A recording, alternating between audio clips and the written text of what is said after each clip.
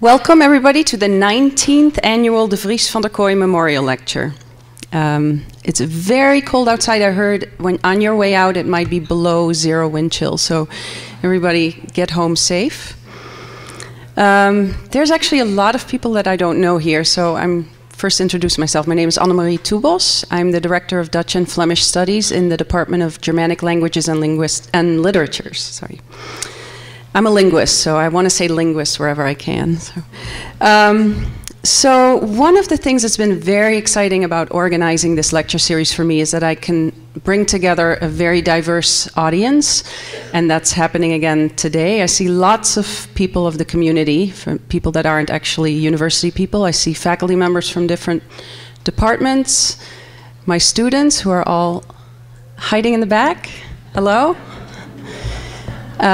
There's a lot of students from the Dutch program, and there's also who are taking Dutch with me, and also people that are taking a seminar on Amsterdam with me right now. So, welcome, guys.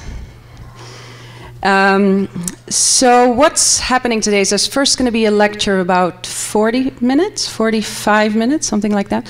Then there's going to be a question and answer period, and after that there'll be a book signing here. I know there's a book club actually here that's been reading Mr. Shorto's books, and so they can have them signed. You can also buy books here. And after that there'll be a reception. There's drinks and cookies and all kinds of yummy things in the back. So let me talk a little bit about the DeVries-Vanderkooy Memorial Lecture. It started in 1996, I believe was the first year. And it was set up to kind of foster the spread of knowledge about Dutch-speaking lands, so about the Netherlands, Belgium. It was also a way to honor two very special Dutch people in our community and at the university. One is Jan de Vries.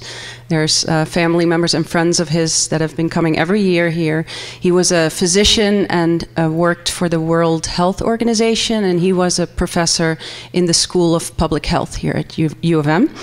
And then the other person is Vandenberg, who was also a Dutchman born in the Netherlands and worked in the, or was a resistance member in World War II, actually, and he made his way to Ann Arbor via Canada and worked in plant operations at U of M.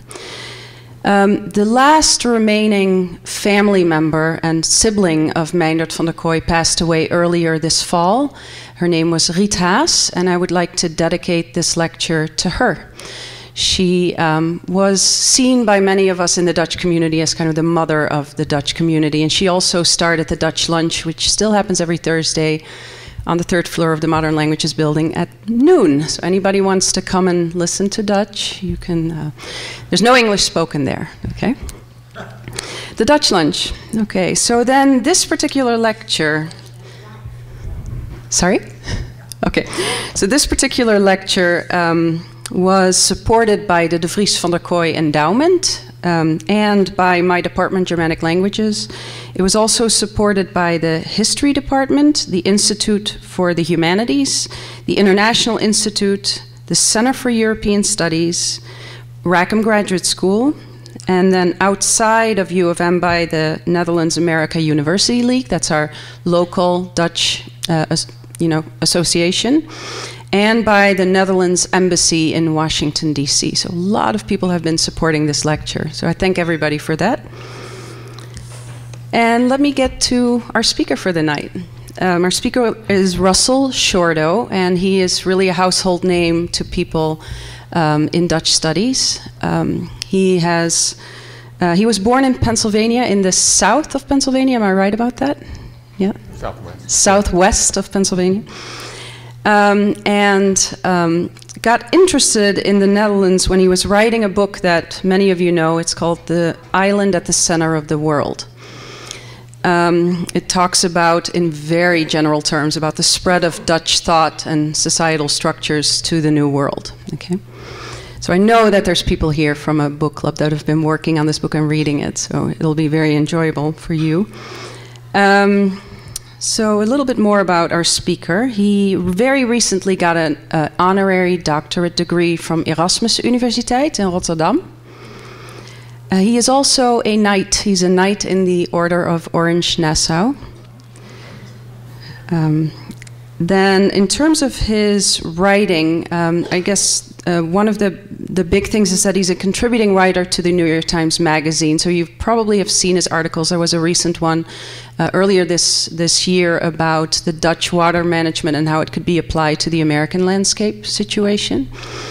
Many different articles, not just in the New York Times Magazine, but also in The Nation, in GQ, in the New York Times Book Review, and in some very, for Dutch people here, well-known Dutch publications like NRC, which is a national newspaper, as well as Vrij Nederland, one of our big magazines. So if I remember this story correctly, you first got interested, Mr. Shorto, in the Netherlands when you were writing that book, Island at the Center of the World, but then went back for a second book, for research on a second book called Descartes' Bones, about René Descartes, who was, people think of as a French person, but did a lot of his thinking and writing in the Netherlands. And then stayed for quite some years there. And so Mr. Shorto then also became the director of the John Adams Institute, which is a American cultural center in Amsterdam. He also was on the board of, or is, I'm not sure, of the Rijksmuseum, the advisory board. You were on the board of the Rijksmuseum.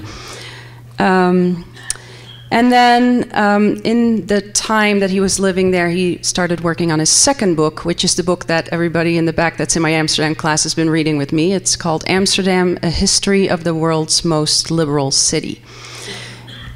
It's changed my class. It's an amazing book. It's very accessible without losing depth. So anybody that's interested in this city, I really encourage you to get and read this book. It's there. So, okay. So the talk tonight is going to be a combination of these two books. So a combination of the History of Amsterdam book as well as the Island at the Center of the World book. So that's what we're going to hear. But before we do that, we have this tradition to recognize each speaker for their contribution to this DeVries-Vanderkooy lecture series with a plaque. So Russell, if I can invite you up. So on behalf of the Dutch and Flemish Studies program and Germanic languages, I would like to present you with this plaque. And you're taking pictures.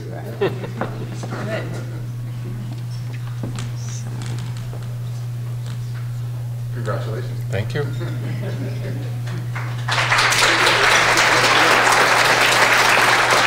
nice. You misspelled my name. No, I'm just kidding.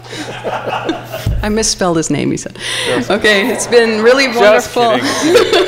Wonderful getting to know you, and hopefully Mr. Shorto will come back to Ann Arbor because he's actually working in our libraries here and doing research for his next book project, which is on the American Revolutionary War, which has a big collection here in the Clements Library. So thank you, and enjoy the lecture.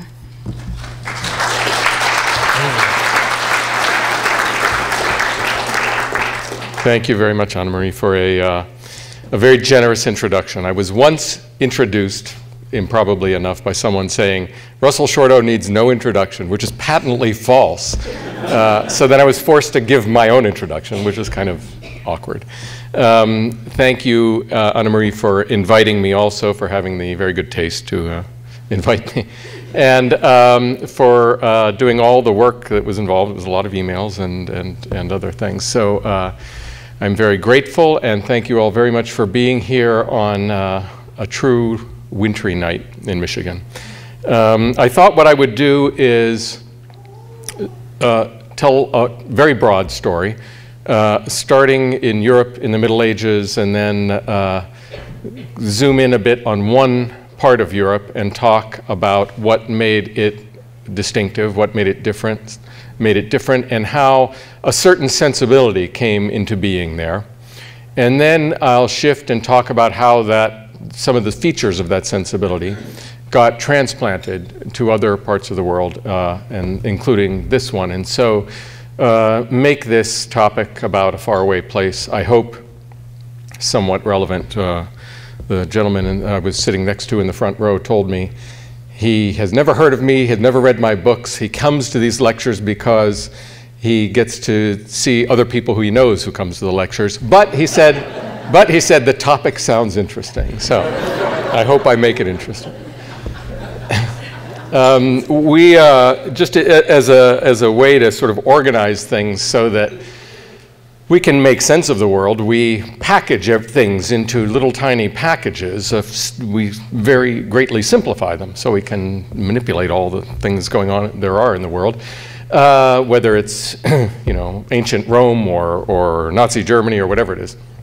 And and then as you start to learn about it, you start to unpackage or unwrap that and get into the details.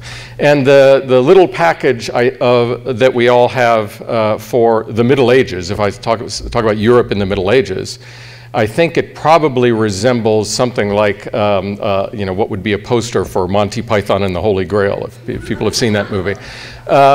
You know, knights jousting, that sort of thing.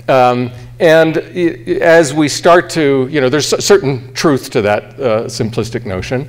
And as you start to unwrap it, you can start to develop a sense of the society, the world, the economic system that held sway in Europe in the Middle Ages. And the root of it was a nobleman, a knight maybe, who lived in a manor, on an estate in a house, maybe a castle or a grand house, and had a lot of land. And this land was worked by serfs. There were many different kinds of people who worked in different trades, and they worked under this nobleman's watch, under his care. He was their judge when they had disputes. He protected them. They paid him rent in the form of labor or crops or something. And he, in turn, owed fealty to, eventually to a king and to the church. And this was, as I say, it was an economic system. It was a social system. It was very successful for hundreds of years. And it was a fixed system, so that wherever you were born into in this system, probably your children and your grandchildren were going to occupy the same rung. And it was based in the land. It just occurred to me, if there's I don't know if there's any water. I have a little something of a cold, and that might help. Thanks. In the far northwest corner of Europe that we now call the Netherlands, it never held sway. The manorial system, as it's called, never got a foothold. And that had everything to do, this is the thanks, that's fine. Oh, okay. The head of the Germanic Studies department does many things.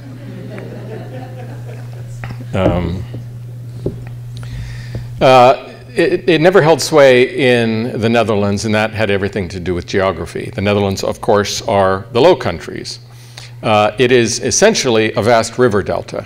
It's a place where 3 of Europe's major rivers drain into the sea.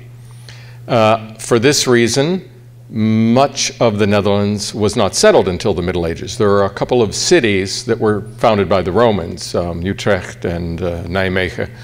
But for the most part, people didn't go there until the Middle Ages. And when they did, they settled along the riverbanks typically, and they found every spring that the shoreline had changed, or that what was the year before workable land was now underwater, or vice versa. So this was a very unsettling thing, and it was not suited for the development of this kind of system I was describing. But they stayed, and what they did is they banded together in groups, in communities, and they decided to put their lot together to undertake this backbreaking work to build dams and dikes and to protect themselves from the sea, especially from the rivers. If you look at a map of the Netherlands today and a map of that area in the Middle Ages, you would see that there's about twice as much land now as there was then, because of what they started at the time. The Dutch have a saying, God made the earth, but the Dutch made Holland, and this is what they mean. So they created what are called polders. A polder is an area of reclaimed land. And if you've traveled in the Netherlands, if you're traveling between cities on a train or on a highway, often you are on a dike. Often the land will be, say, that much, I mean, the train track will be about that much higher than the land on both sides. And of course, the land on both sides is very flat and often farmland. And if you look as the train is going by, you see it's cut by little channels and then cut this way by larger channels. So this work of draining the land is still going on. And it's maintained, it's constantly maintained by the government. So this develops then, this sort of system develops, a new kind of system based around this land. Once these people had done this, they created this land. It wasn't owned by a nobleman, it wasn't owned by a king or a church, it was theirs. So they started dividing it up among themselves, and then they began buying and selling and renting it out to others. And as they did this, they started to make money. And they started to create a system that was not fixed, a system in which they realized they could make a better life for their children than they had had. And this seems to have kind of flipped a switch. It created a different kind of sensibility. For one thing, what we would call kind of a hard-nosed business sense, and a kind of appetite for innovation. And this then spreads in all different areas of life in quite a short time, within a few generations. And I'll trace commercially a few ways that this took hold and made this part of Europe spring ahead. In Europe, in the Middle Ages, in Northern Europe, the countries around the North Sea, everybody would fish for herring. Herring was plentiful and cheap and nutritious.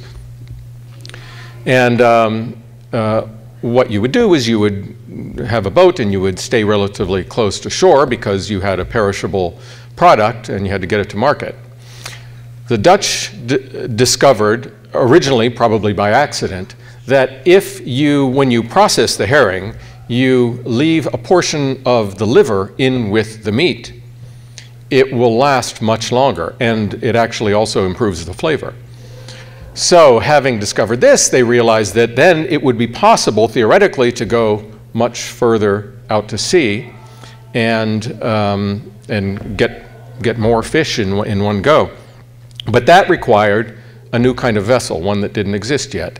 And so a whole series of innovations developed from this, and they created what is called the herring bus, which is essentially a seagoing factory that can plow through the waves of the North Sea. And these herring fleets that developed as the Dutch cornered the market on herring had all kinds of specialized jobs. A team could process 2,000 herring in an hour. There were the fishing boats and there were the processing boats. Another of the innovations, a business innovation that came along with this, was they would actually pack the herring into casks on the boats. And then they would stamp them Holland herring. So they were marketing. They had this sense that when they sold it to market, they wanted their customers to think that this is the good stuff. This is the stuff from Holland. So they cornered the market on herring, and as they did that, they were going farther and farther as shippers in Europe. And as they did, this sensibility went with them, and they would notice that there was a certain kind of product in one part of Europe, a certain raw material that was cheap, and so they would figure out how to use it. So in the Baltic ports, they noticed that the raw materials for making soap were available cheaply. And within a very short time, along the Amstel River in Amsterdam, there were 17 soap works that came into being. And once again, all these were owned by different owners, but they formed kind of a consortium. They agreed that they would all color their soap green.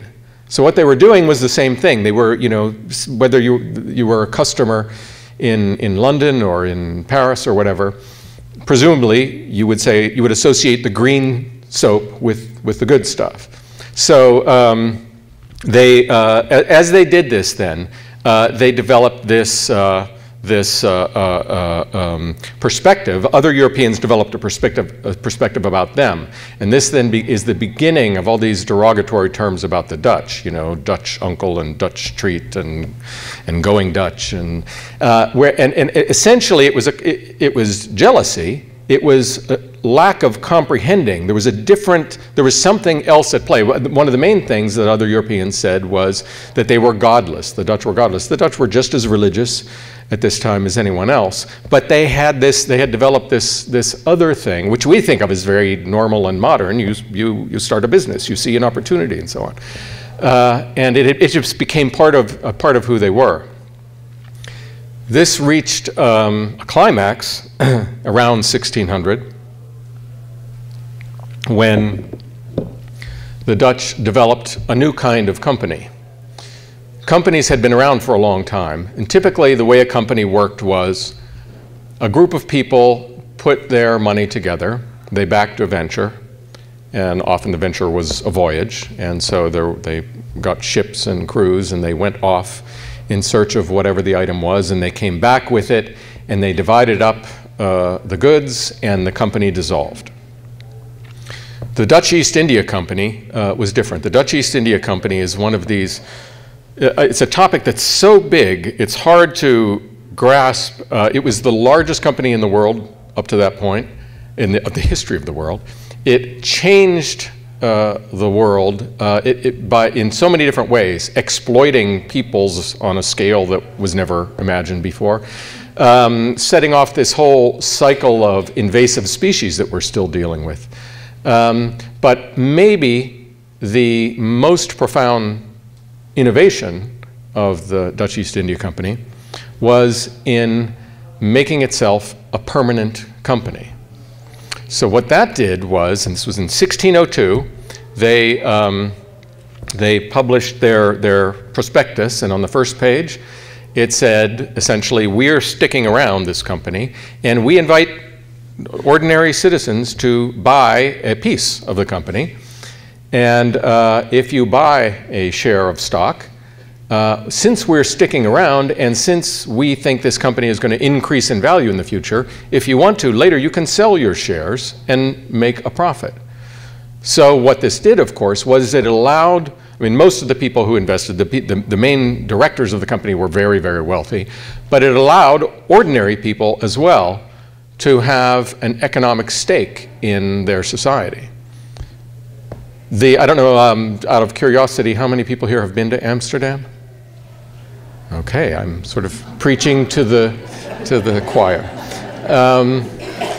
So if you come to Amsterdam by train and you arrive at Central Station, behind you, Central Station was built on the edge of the city, between the city and the harbor, and in the late 19th century. And Amsterdammers today are still act very bitter about the station because it blocks them from the harbor, and the harbor was always the point of the city, as though they themselves remember when there was a time before it was built.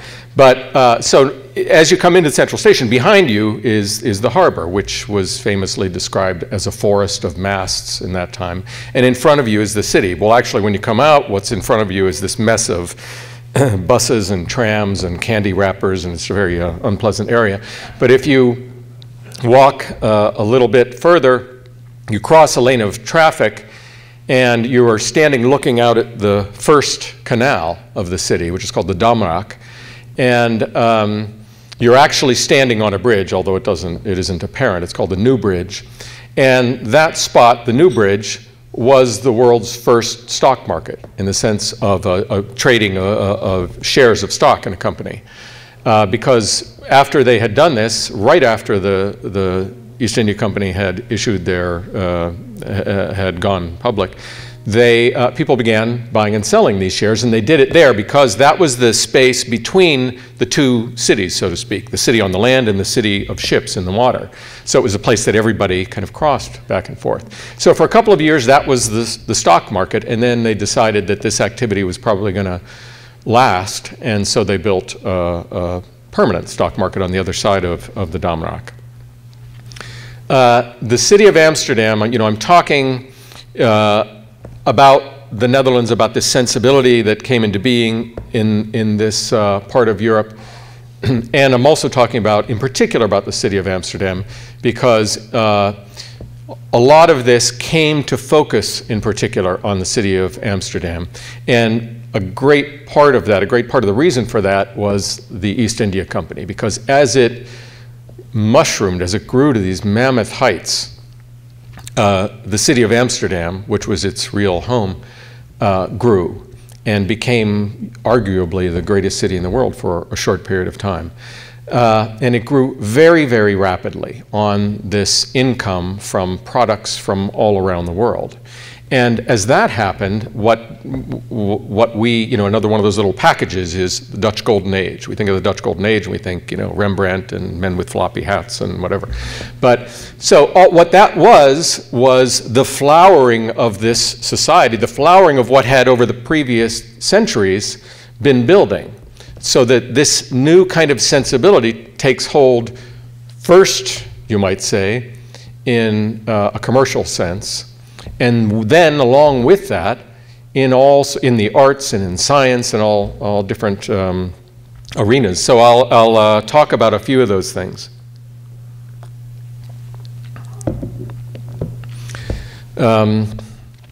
Publishing.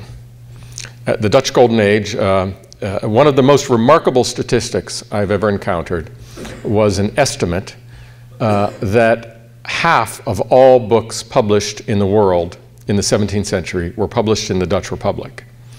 And if you factor in the percentage of Dutch publishers who were in Amsterdam, it's something like 30% is this rough estimate of all books published in the world in this century were published in the city of Amsterdam.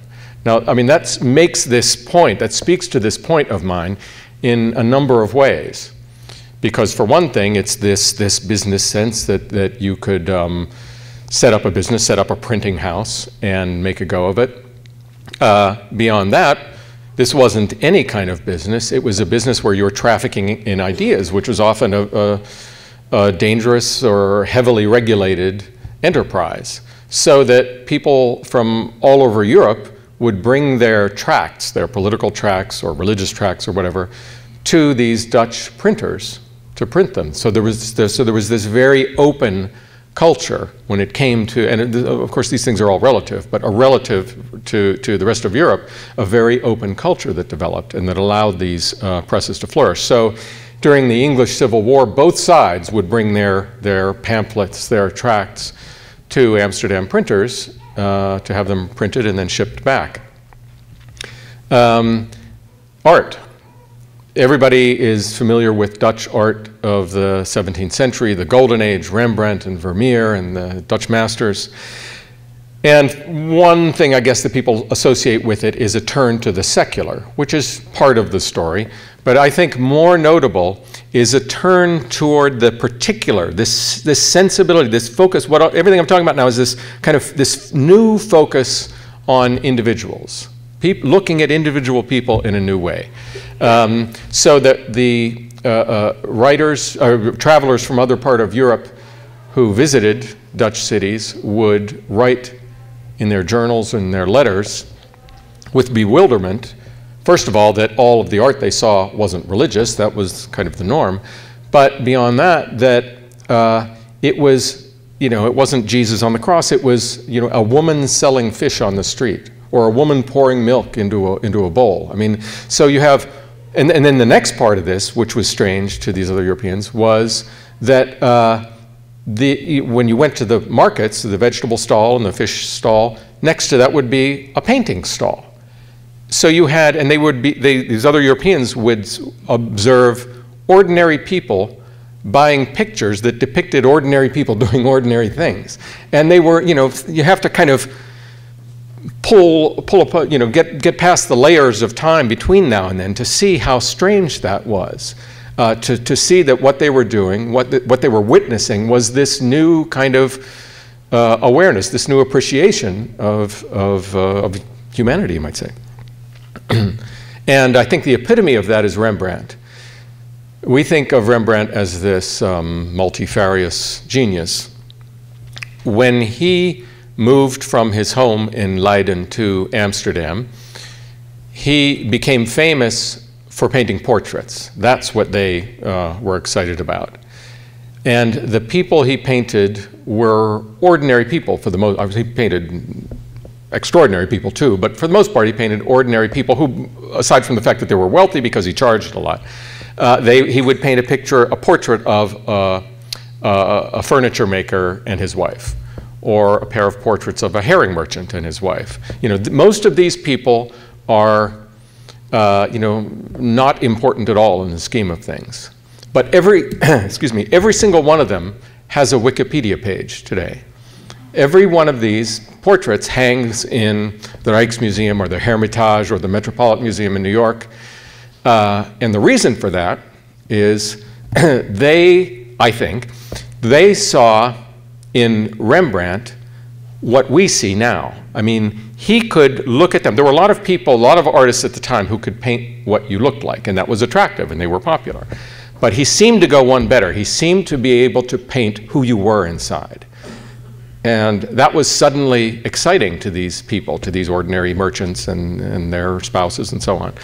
And so they stood in line to have him paint this so they could sit and reflect on it. And it made this city, made this whole society something bewildering to the rest of Europe, but something that was also really fascinating. Science is another arena in which this sensibility came to play, and again in several different ways. You have the very individual sense of, I will not accept received wisdom, but I want to find out for myself. I want to use these new tools to explore the world myself. You have so that therefore you have in Dutch cities, in Amsterdam, you would have public anatomical displays where people would do a dissection of a corpse.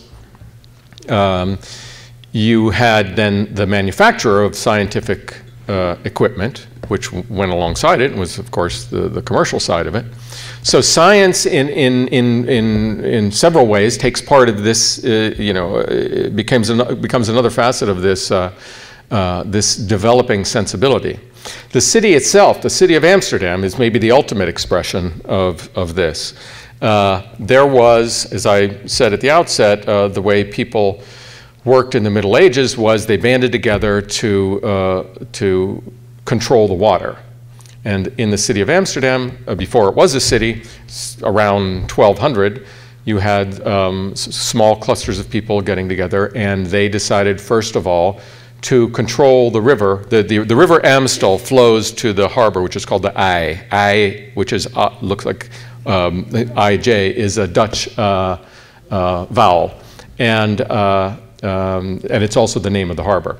So the river Amstel flows to the IJ, and these people are clustered along that area, but the river is always changing, so they begin to create canals as a way to help to control the water. So what they're doing is turning the problem of water into an advantage, because then they can navigate on these canals. First thing they do is they dam the river Amstel, and that's where the city gets its name. It's Amstel Dam becomes Amsterdam. And then they create a few canals which become the medieval city. But the period I'm talking about in the 17th century, when all of this activity starts at once, and people are coming from all over Europe. I read recently a Dutch historian arguing that the estimates for the population of the city of Amsterdam in the Golden Age are far too low, because you had hundreds of thousands of undocumented foreigners from other parts of Europe flooding in because there was all this activity, there was all this work, and then often going right out because they were going on ships to go to other places. So the city fathers decided around 1610 that they would undertake this mass urban development project, and they would increase the size of the city fivefold by constructing this kind of horseshoe of canals around the medieval center. And they did it in about 70 years. They created thousands of houses, miles and miles of roads and bridges, and all of it without, I mean, there were no machines to do this. So I often think that if you had been in Amsterdam in the golden ages and walked through the streets, you wouldn't necessarily be so impressed by, you know, the master artists and things like that. It would just be like a giant construction site with houses being built and with, you know, this is unstable soil, and so every one of those houses rests on between 20 and 40 piles, which are these massive pine trunks imported from Scandinavia.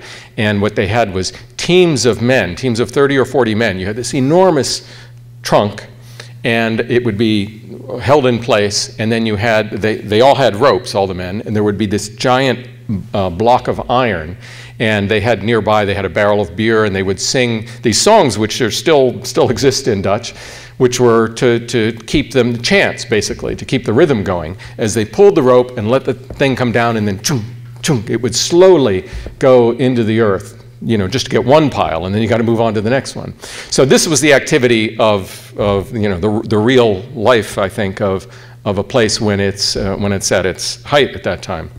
So they're building all of this around these canals, and as they're doing it, they are making this, they're not only expanding the city, they're making the city something else, something that really serves the individual in a way that I don't think any city ever did before. So that the typical canal house was a place of, it was your home, and it was also a place of work. And you could be a merchant living in one of these canal houses in the 17th century. And if you wanted to, you could ride with the ships to, let's say, the East Indies to oversee the gathering of the spices that you were buying.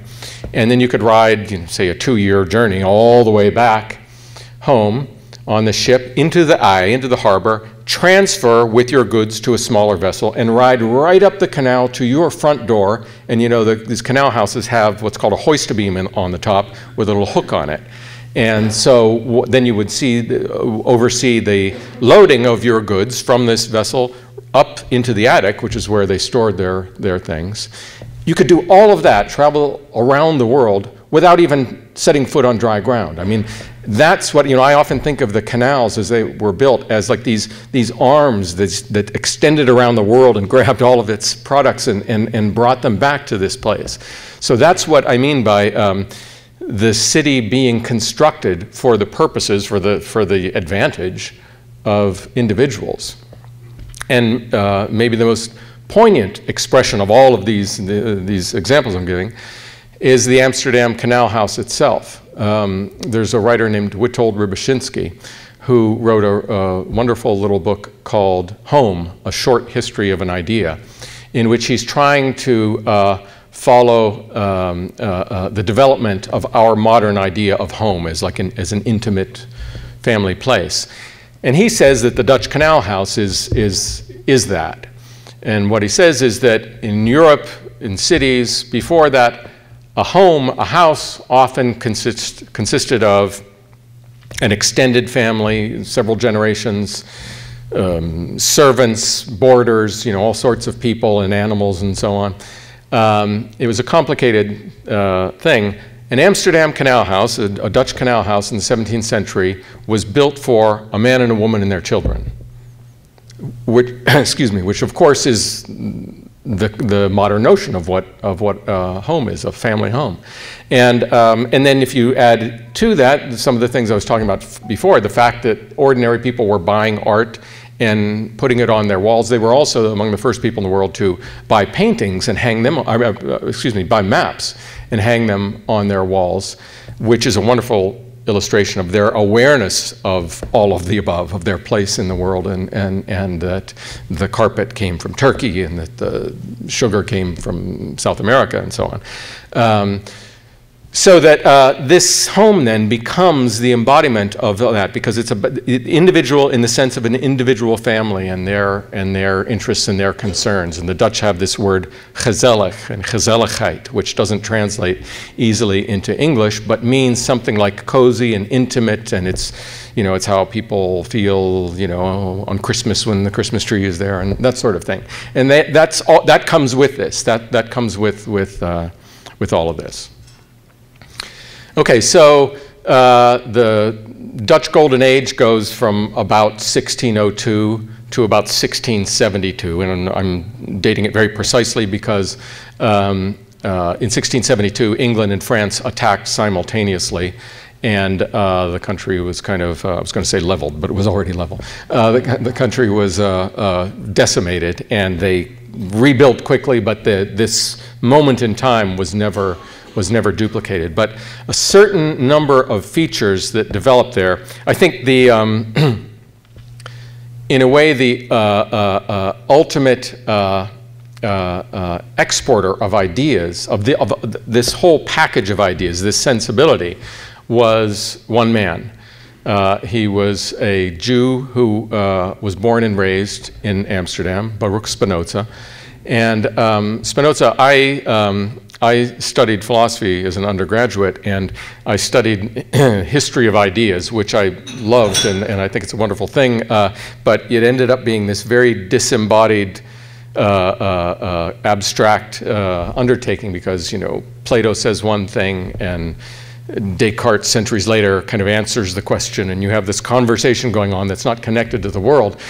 But in fact, philosophers, like everybody else, are rooted in their time, and they're influenced by their time. Spinoza grew up in a family of traders. His father died when he was young, and he, for a time, took over the family business, which imported olive oil and raisins. And he would go to this new stock exchange and hang out with people. So all of the things I'm talking about, he grew up with. It was all part of, it became part of his being. And it caused him, first of all, to get excommunicated, to develop ideas that got him excommunicated from the synagogue, kicked out of the synagogue, because he distilled in his philosophy, he's not the greatest writer, I think, among philosophers, but his ideas are still intoxicating to philosophers, because he tried to get at the essence of what this individual turn was. Where you're, so what he's saying is, he was following in a way from Descartes, who also, by the way, lived in Amsterdam, who said everything, the root of knowledge is, as he called it, the mind and its good sense. And following from that, Spinoza said, well, if the mind and its ability to reason is the center of knowledge, then a lot of things follow from that. And so he said, for example, that there therefore is no reason that women shouldn't receive the same access to education, excuse me, as men, which, you know, was controversial in the 19th century, let alone in the 17th century. And he said that if every individual mind can do this reasoning itself, and that's the basis of knowledge, then it follows that the only political system that really has legitimacy is one in which every individual has the same share, has a vote. Spinoza's works were banned everywhere, but they were read everywhere because of that. The writer Jonathan Israel, the historian, has written many very large books about one of his themes, if I can, you know, be very simplistic in summarizing his themes, is that the European Enlightenment of the 18th century was really built on the Dutch Enlightenment of the 17th century, all of these things I'm talking about.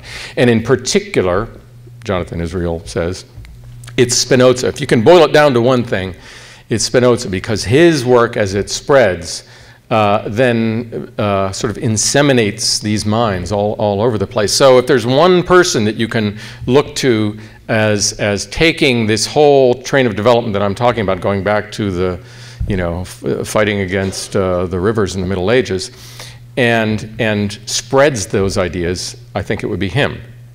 But there are other ways that these things spread too.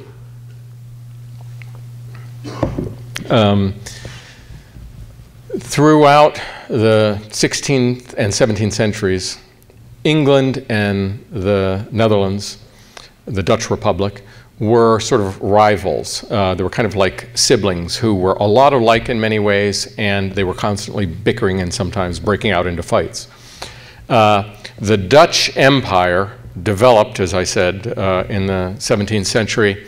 The British Empire developed and went much further, but it started later. The British historian Lisa Jardine wrote a book several years ago called Going Dutch, in which she argues that essentially that the British Empire, its sort of trajectory, was built on hundreds of borrowings from the Dutch. And she shows this in garden design and in porcelain glazes and in theories about government. I mean, John Locke, who is famous among other things for his sort of codifying this notion of tolerance, of toleration, only did that after he had lived for a while in Amsterdam and was kind of pushed to do so by Dutch Remonstrance ministers and writers that he had never published before. And right after that, he publishes his letters on toleration. So in lots of different ways, the English were influenced by what was going on in the Dutch Republic. And that whole little loop kind of comes to a head in 1688 with what's called the Glorious Revolution, which was actually an invasion. The Dutch stadhouder, the Dutch nobleman, invaded England with an army. But because the English, a lot of English noblemen were afraid that James, who was ascending to the throne, was going to become Catholic, which he did, and they didn't want a Catholic monarch, they sort of backed away and allowed this to happen, this takeover. So that kind of culminated, when the Dutch leader becomes the King of England, that's an interesting way of culminating this whole thing, this whole trend. Yet another way that this nest of ideas, cluster of ideas gets exported. I talked about the Dutch East India Company and how they developed this trade with many parts of the world, what they called the East Indies. They then decided that they should do the same for what they called the West Indies. And the West Indies was basically a shorthand for the whole North America coast and the Caribbean and the South America coast too. Just to back up a little bit, in 1609 they engaged an English explorer named Henry Hudson, who they felt knew a short route to Asia. And he didn't find Asia. He wanted to go west and find it that way. What he found instead was the continent of North America, which he explored from Virginia up to north of Albany, to upstate New York. Because he did this on behalf of the Dutch claimed that territory. So now jump ahead about 20 years, 15 years, and they decide they want to form this West India Company and to exploit the West Indies. So they send people, they start sending people there, and they found a colony in North America, which they call New Netherland. It was, unlike the way it is portrayed, if it's portrayed at all in American history, it was purposeful. They had an idea of what they were doing. It was founded in around 1624. I say around because, historians who work in that field get into fights about whether it was 1623 or 24 or 25, depending on. It ended in 1664 when the English took over. And what they did is they brought things with them. They brought this sensibility with them. And they didn't bring it as, it wasn't out of a sense of, well, let's experiment with these ideas in a new world. It's just who they were. So they brought two things, this innovative sensibility, which I'm talking about, and another thing, which I failed to get into before. Because the Dutch provinces are the Low Countries, and because and for other reasons as well, it was for a long time populated by a mix of foreigners, by minorities. They had, and again, for other travelers, Europeans, who would go to Dutch cities would be struck seeing, people with turbans and people with dark skin and, speaking different languages and so on. So the Dutch were a practical people, and they developed a way of allowing for this.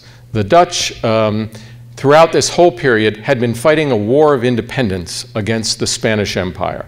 The Dutch provinces were not one country, they were individual provinces. And when the Spanish Inquisition came to try to partly to bring them back to the Catholic fold, but really because the Dutch decided to stop paying taxes to the empire, the Inquisition caused an enormous amount of bloodshed. That then set off a kind of philosophical debate in the pulpits of Dutch churches. And the debate is one that I think in many ways echoes today, between Orthodox who say, we think we know the mind of God, because that's what Orthodox say. You know, we know the truth, and therefore everything else is false. And these people who were called Remonstrants, who said, the Spanish Inquisition, when they were decimating our towns, said the same thing. Maybe we should be a little humbler. And by the way, we've got people here living among us, investing in our companies and so on, who have different faiths and come from different backgrounds and so on. So they codified a notion, they developed this notion of tolerance, which is not what we think of today. It's not celebrating diversity or anything like that. It was very restrictive in comparison. And yet it was a huge step. It was kind of a watershed, I think. So now if I jump back to this colony that they're founding in the New World, essentially they bring these two things with them.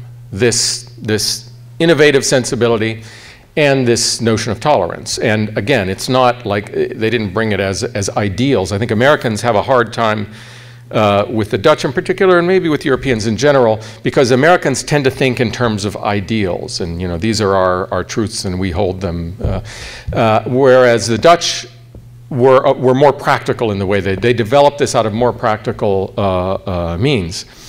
And so they brought these things with them, and along with that, the people who came, because of what I was just saying, were varied. I'm calling them Dutch, the people who settled in what became New York. But in the 1640s, there were 18 languages being spoken in Lower Manhattan. And this is at a time when New Amsterdam, the capital, only had about 500 people. So you might say that New York was New York even before it was New York. And that it was that because it had been founded by the Dutch.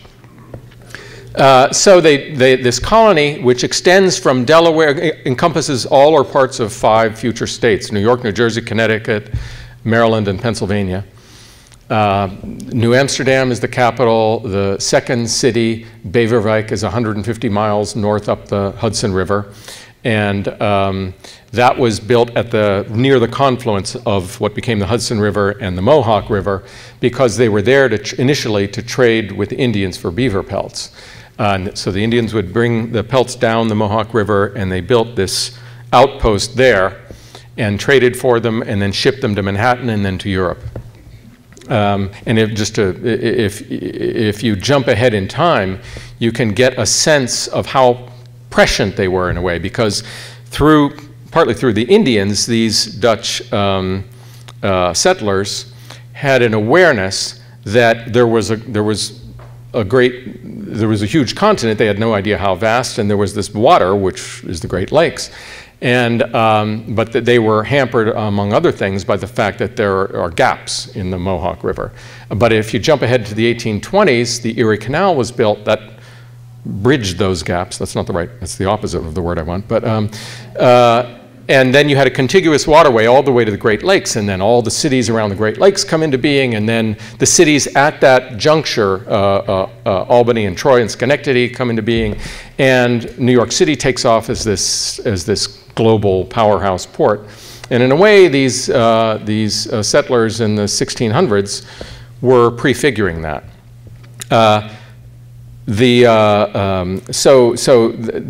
two cities are the spokes of this colony. In 1664, the English take over. They rename New Amsterdam New York after the Duke of York, the brother of the king. They rename Beverwijk Albany. Also, the Duke of York had another title. He was the Duke of Albany. And for a while, there was an idea to name New Jersey Albania, and my little joke here is that there are a lot of New Yorkers who still think of New Jersey as Albania. And what underlay that, before that takeover happened, what you had here was a struggle. How am I doing on time? I'll stop in a sec.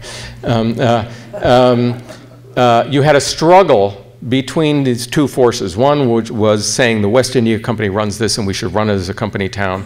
And there were others in this colony who said that in fact what this company was doing was hampering this society that was trying to take off here.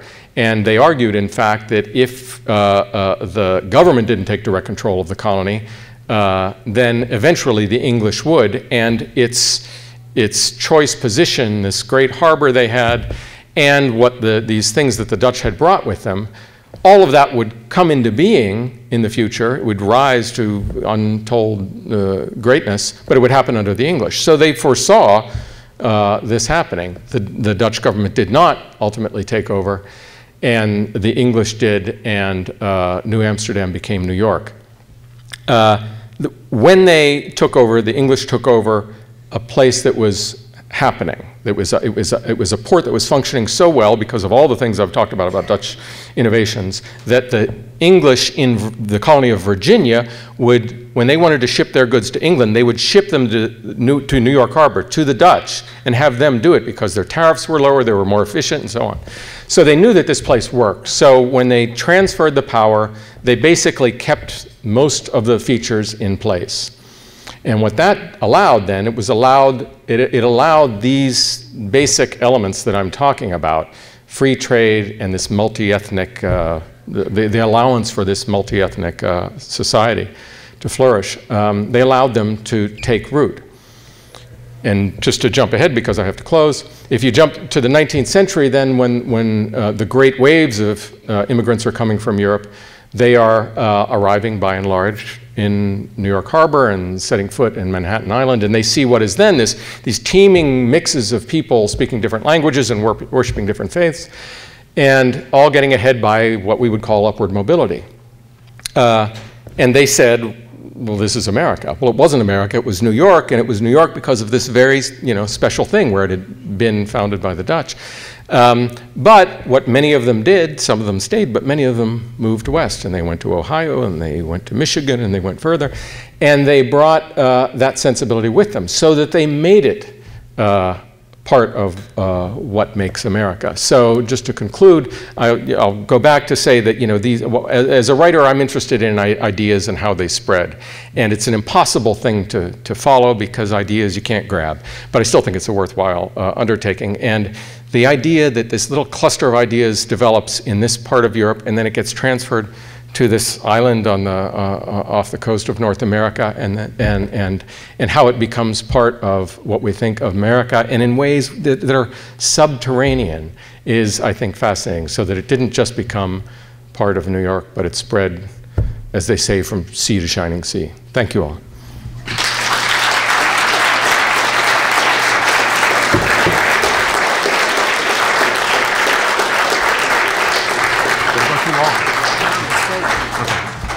So I don't have a second microphone, but people can ask questions, speak up, please, then everybody can hear it. Yeah. Yeah.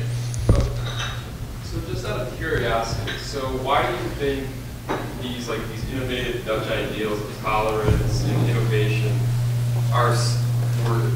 were able to develop and stay so long within Dutch culture compared to other countries in Europe and so on? Why were they?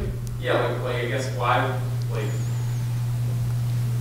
Why did they take hold? Why did they? Yeah, why were they able to continue on? Well, I mean, I don't know that I say that they did. I mean, I think they developed there. I mean, and by the way, I'm not arguing exclusivity, that this is where all of modernity comes from. I'm saying this is I'm watching one kind of plant flower, so to speak. And I would say that I think it's fascinating how these things developed in one place and then how they spread. And once they spread, then they start intersecting with other ideas. So, and you know, in the Netherlands, a lot of Dutch, when I talk to Dutch audiences, they say, well, you know, what went wrong here? Why aren't we like that anymore?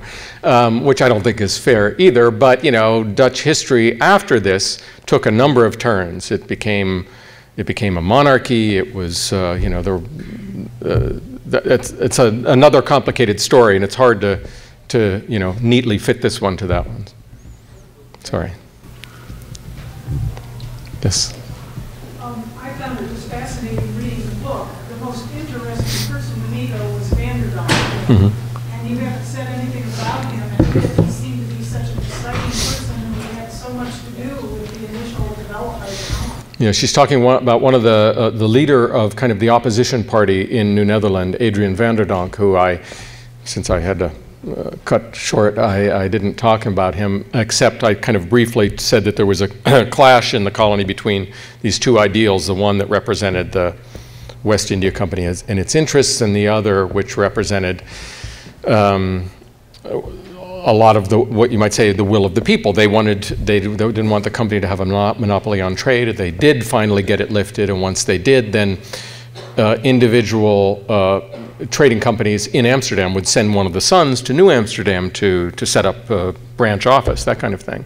DeVries-Vanderkooy is one of these, you know, he's a fascinating figure. The way I write narrative, and narrative often involves conflict between individuals or groups, and I spent a lot of time with the material of that book,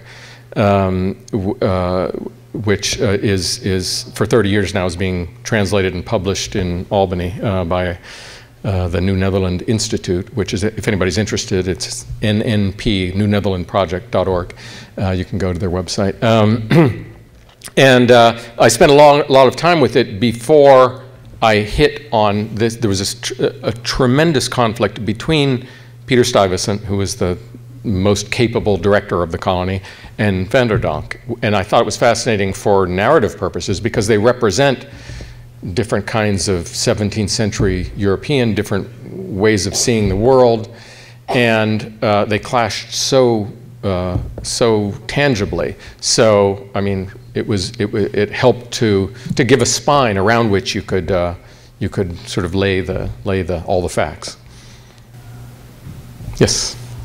What I missed in your history from the Middle Ages to the Golden Age is in fact the influence of Flanders and the fall of that came to yeah, another whole thing that I didn't go into. In the war against Spain, this is this great empire, and these are these tiny provinces, and the provinces encompass what is now the Netherlands and what is now Belgium. And the southern provinces, as they are attacked or threatened, there's this drain, a brain drain and a money drain from the ports, from the cities in what is now the south, from Antwerp in particular, and especially those people went to Amsterdam. So when I've been with sort of a Dutchman and a Belgian talking about these things, the Belgian says, no, the Dutch golden age is actually our golden age. We just moved into your cities. Yeah. So this trade is starting, then diversity comes, then tolerance comes.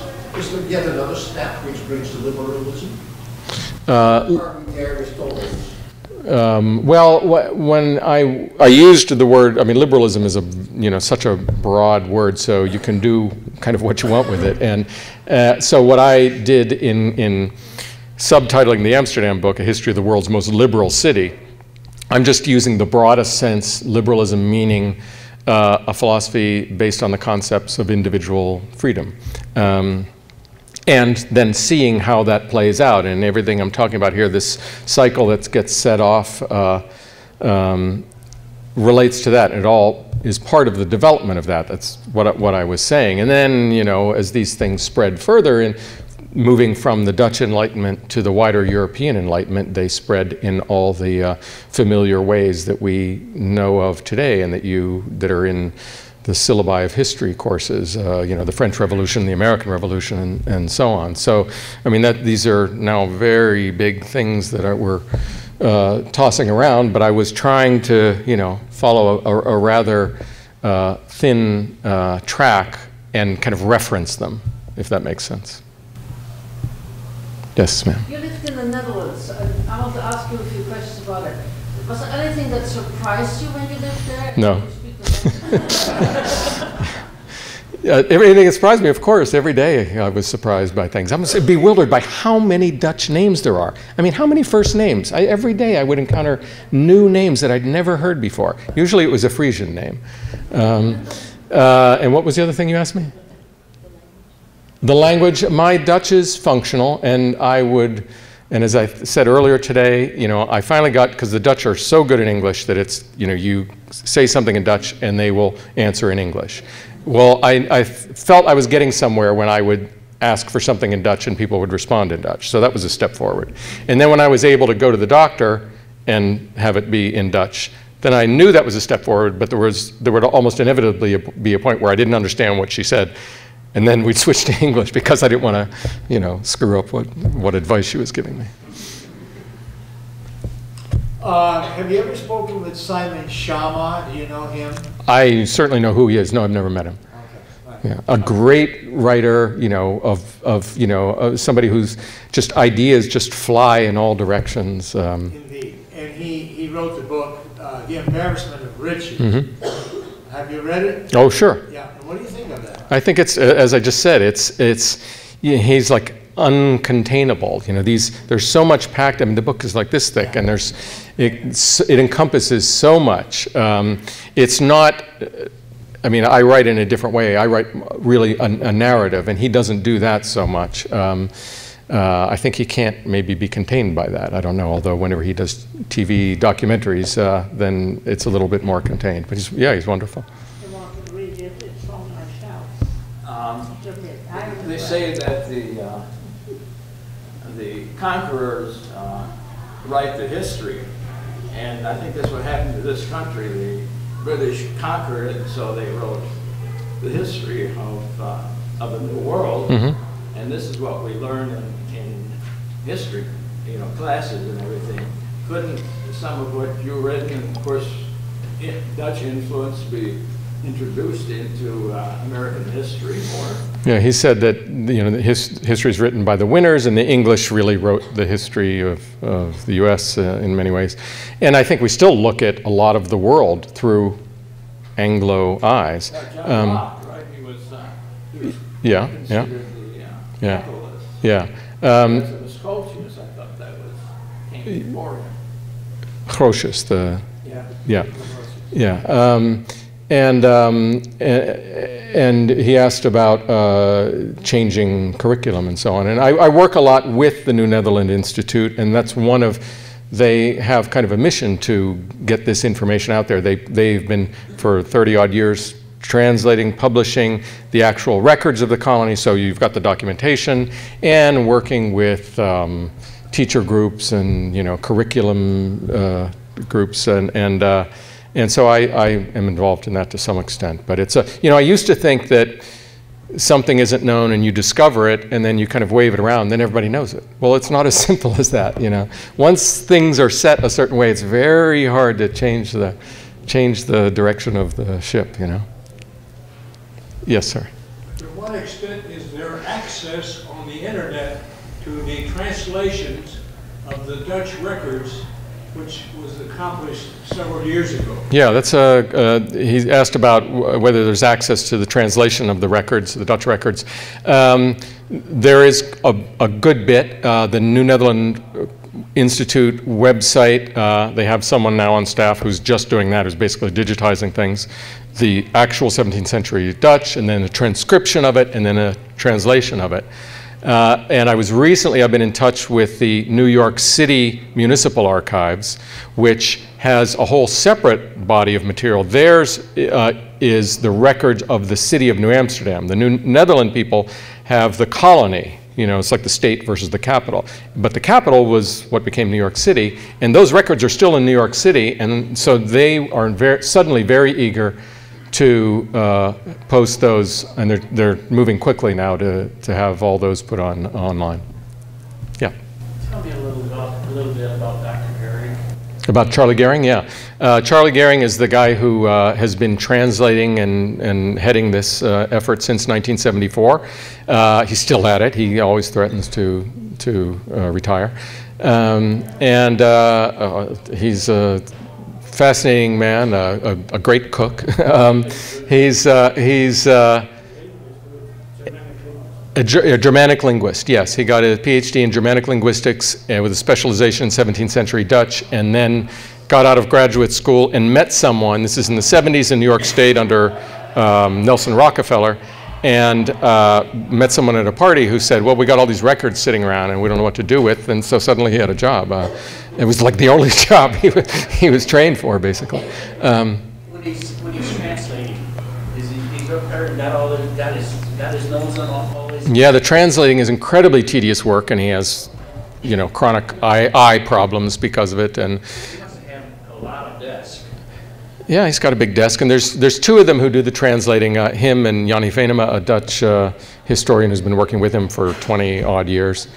And I don't know what to say. It's a great group of people, and you know, and if anybody's really interested in this, you can become a member on the website, and you know, newsletters and nnp.org, NewNetherlandProject.org. Yeah, yeah. Oh, that's right. Yeah, Charles Gehring was here. How many years ago was he here? 15 years ago. Okay. Yeah. Thank you all very much.